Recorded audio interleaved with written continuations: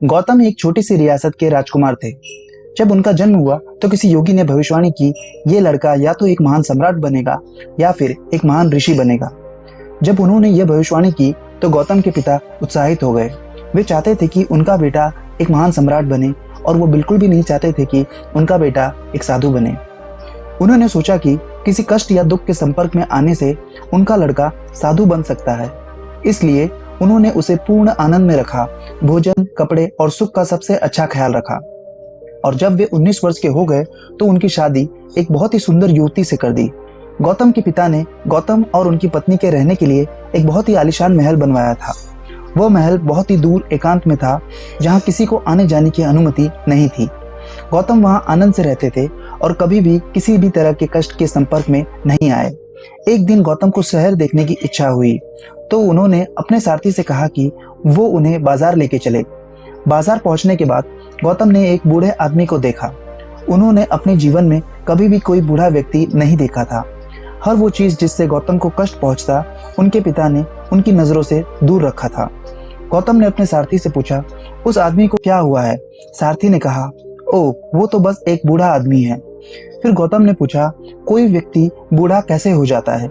सारथी ने कहा, समय के साथ हर व्यक्ति को अपने जीवन में बूढ़ा होना ही पड़ता है। गौतम ने खुद को देखा। वे एक नौजवान युवा थे और सारथी से पूछा, क्या मैं भी कभी बूढ़ा और बेबस हो जाऊंगा इस व्यक्ति की तरह? सारथी ने कहा, हाँ, हर किसी को बूढ़ा होना ही है। इस बात ने गौतम के मन पर काफी गहरा प्रभाव छोड़ा और वे काफी देर तक बस यही सोचते रहे कि एक दिन वे भी इस व्यक्ति की तरह बूढ़े और बेबस हो जाएंगे। सारथी ने गाड़ी आगे बढ़ाई। कुछ दूर चलने के बाद गौतम ने देखा कि एक आदमी सड़क पर पड़ा था। वो काफी बीमार था, उठ नहीं सकता था और बहुत पीड़ा में था। गौतम ने सारथी से कहा, रुको, ये आदमी ऐसा क्यों है? वो ऐसा क्यों लग रहा है? सारथी ने कहा, ओ, वो तो बस एक बीमार आदमी है। इसका क्या मतलब है? गौतम ने पूछा। सारथी ने उत्तर दिया, हमारा शरीर कभी कभी बीमार हो जाता है, ये किसी को भी हो सकता है। गौतम ने पूछा, मैं तो एक राजकुमार हूँ, क्या ये मेरे साथ भी हो सकता है? मैं भी बीमार हो जाऊंगा? सारथी ने उत्तर दिया, ये तो किसी को भी हो सकता है गौतम, आप भी बीमार हो सकते हो।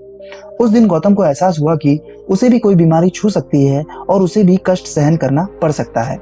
इस बात से गौतम काफी परेशान हो गए। फिर वे आगे बढ़े और उन्होंने देखा कि किसी व्यक्ति का जनाजा जा रहा था। गौतम ने सारथी से पूछा, क्या हुआ उस आदमी को? वो ऐसे क्यों लेटा है? सारथी ने उत्तर दिया, उस आदमी की मृत्यु हो चुकी है गौतम, और वे सभी लोग उसका अंतिम संस्कार करने जा रहे हैं। गौतम ने पूछा, क्या मेरी भी मृत्यु हो सकती है? सारथी ने कहा, जी गौतम, आपकी भी मृत्यु किसी दिन लिखी है। इस संसार में जो भी आया है उसे एक न एक दिन मरना ही है।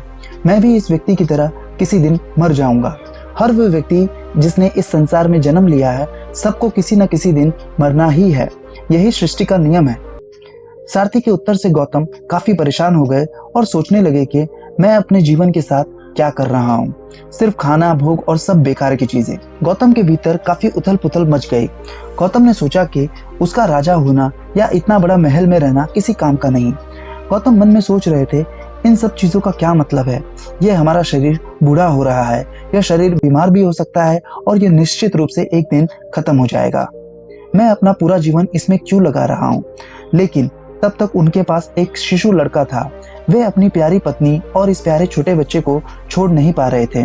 धीरे धीरे 1.5 साल का समय बीत गया। जब उनका बेटा 1.5 साल का हो गया तो वो और बर्दाश्त नहीं कर पा रहे थे। आधी रात में वो बिना किसी को बताए महल से चले गए और जीवन का रहस्य की खोज में निकल पड़े। इस तरह से गौतम बुद्ध ने अपने घर को छोड़ा और सत्य की खोज में निकल गए। दोस्तों, इस तरह की और कहानियां सुनने के लिए प्लीज चैनल को सब्सक्राइब करें। Thank you.